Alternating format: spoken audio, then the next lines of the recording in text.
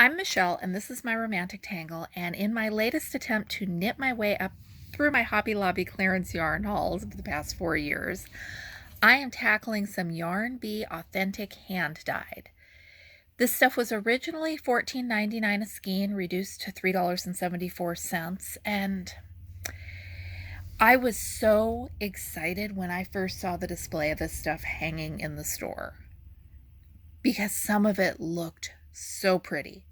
The colors they had on clearance would not have been my first choices, but they were cheap and I decided to give it a shot. And I mean, the logic is if I bought a skein for $3 and something and I loved it, then I would know I was justified in buying a skein at full price or at their 30% off sale price. At least that's how I think about it. This stuff is 100% superwash merino. There are 400 yards in a skein. And I somehow do not have a picture of this skein before I started knitting it up.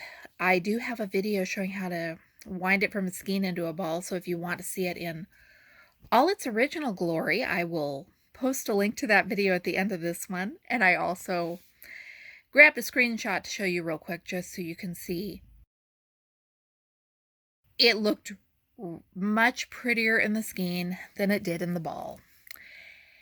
And I've been knitting socks for a long time. I know that it looks better in the skein because that's why they sell it. One of many reasons they sell it wrapped in the skeins. There's really not anything wrong with this yarn. It's a basic sock yarn. It does not have any synthetic fiber in it, which I have always heard will make your heels and toes last longer. It's not a deal breaker for me. There were no knots, there were no slubs, there were no thick or thin spots. I did have some little bits of fluff, but they didn't seem to affect the integrity of the yarn. And actually, there were a lot of those little bits of fluff.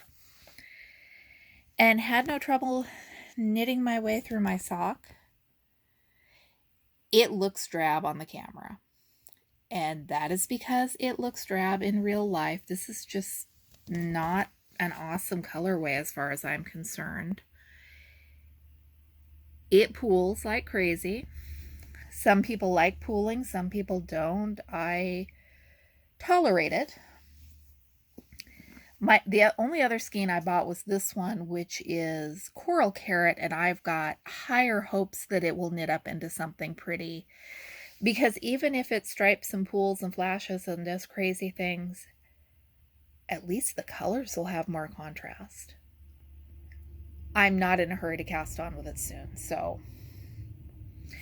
if I finish the second sock of this pair, I figure I'll be doing good. Like I said, I didn't mind it. I would not pay $14.99 for a skein of it, no matter how much I love the color. I would be more inclined to go down to my local yarn shop and spend a little more and get something really nice if I was spending that kind of money, or at least get some Patons Kroy or something for $3.74. If they have pretty colors on next year's clearance, I'll probably buy some more of it. But it's not the